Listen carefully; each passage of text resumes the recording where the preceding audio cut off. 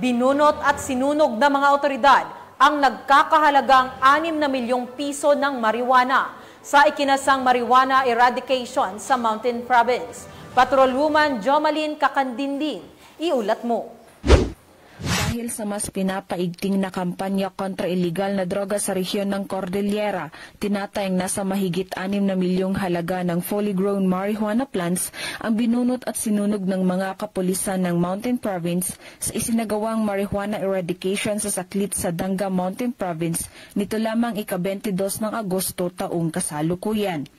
Ayon kay Police Colonel Sibley Dawigoy Jr., Provincial Director ng Mountain Province Police Provincial Office, matagumpay ang operasyon dahil sa pinagsanib puwersa ng mga operatiba sa pangunguna ng Sadanga Municipal Police Station, katuwang ang Mountain Province PPO, 2nd Mountain Province PMFC, RIU 14 at PIDEA Mountain Province.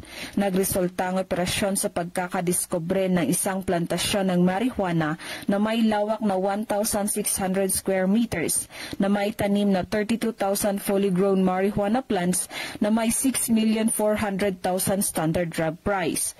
Bagamat walang nahuling cultivator, binunot at sinunog ng mga operatibang pinagbabawal na tanim sa mismong lugar at kumuha ng sapat na sample ang PIDEA Mountain Province para sa karagdagang pagsusuri.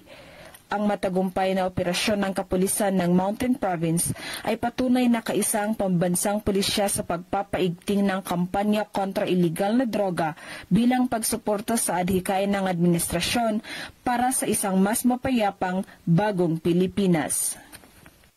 Mula dito sa rehiyon ng Cordillera, ako ang iyong PNN correspondent, Patrolwoman Jomalyn Kakandindin, alagad ng batas, tagataguyod ng Balitang Pulis. Maraming salamat sa Patrolwoman Kakandindin.